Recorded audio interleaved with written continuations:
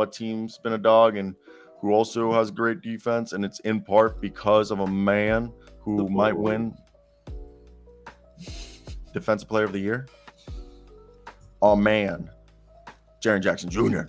And if you guys are watching right now, hit that like and subscribe button. We're on the way to 2,000 subscribers. We're live Monday through Friday, 9 a.m. to 10 a.m. And we're also, if you miss this live, we do post this on streaming services for podcasts, even though it is a live internet NBA show. And we're starting to do short form content. So check out our Instagram, Twitter, TikTok, YouTube Reels, whatever you get your content from. So Jaren Jackson Jr.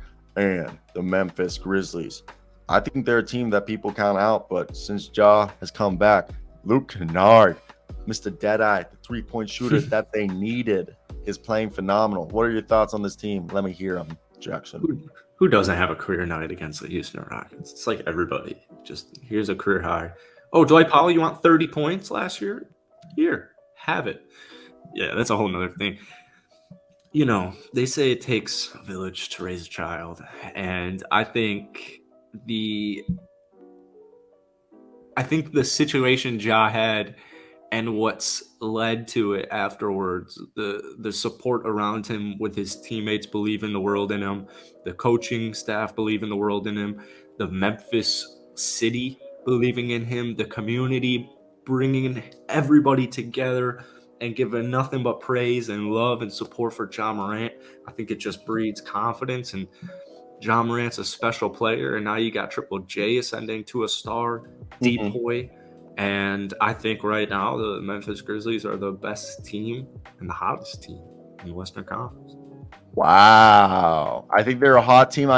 That three-point shooting, Luke Kennard just spaces the floor because they had Desmond Bane, but they didn't have another dead eye, like a guy who would come out and just drop buckets. And I think that's something that like held them back for a little bit. You know what I mean? And now having Luke Kennard out there with Desmond Bane and Ja Morant and Jaren Jackson Jr. and either Santi Alama or Xavier Tillman, they literally can just go, oh, guess what? We're just going to act like we're going to drive and then kick out three-point shot to either Luke Kennard or our man, Desmond Bane. And that's why I think it's been that fantastic. And why it's working so well is because the floor spacing, they have so many options. And then you also have David Roddy, who's launching three. Like, this team has so many guys who launch threes, even though they're, you know, the team isn't necessarily filled with a bunch of three-point shooters. It's just a bunch of defense, transition, and three-point shots. And then you got Ja Morant destroying the inside. Yeah, sorry. Yeah. That kind of sounded gay. I think if I had to, and I'm not making a prediction right now, like we should do predictions this week. If I had to make a prediction right now, and you know I've been hesitant of the Memphis Grizzlies because of my Golden State Warrior fandom, a little bit of a rivalry there. If I had to take a team in the end to get to the NBA Finals in the Western Conference, I'm taking the Memphis Grizzlies. Oh, no, completely. I get that. I have Memphis up there. You know, I want to stick with my Denver take from earlier in the season that I felt really good about. All right. So poorly. It might have aged really poorly. Well, no, I mean, they're the best team in the West record-wise, but I don't know. I think people don't believe me when I say Jokic defensively in the playoffs gets ripped to shreds.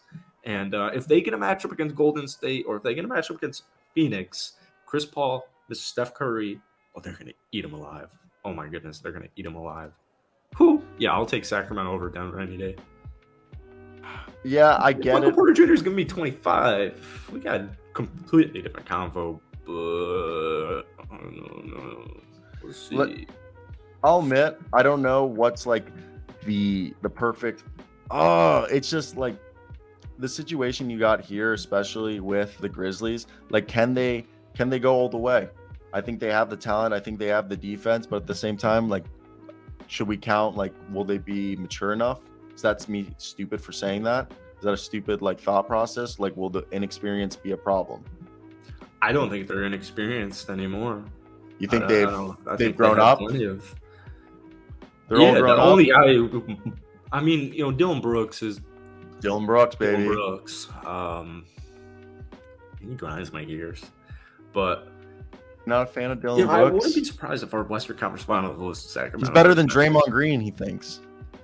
Yeah, I disagree, Dylan. He thinks he does everything Draymond does. Yeah. All right. You know, damn, you don't believe? You don't No. believe?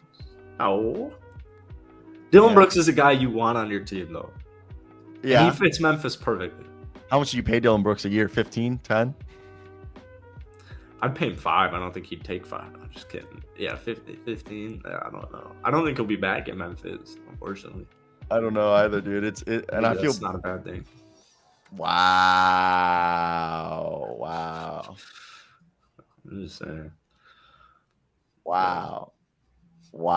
I think it depends how far they go in the playoffs and how he plays the playoffs. Like, if he shits the bed. Yeah, offensively, he's had better years. Oh, yeah. But he's also shooting way more than he's ever shot before, which is just so funny watching Dylan Brooks out there. But let's go over here. And is there anything specifically that we wanted to talk about? I saw someone comment, no Keegan. Is there anything else before we do the games? Yeah, Sacramento's a great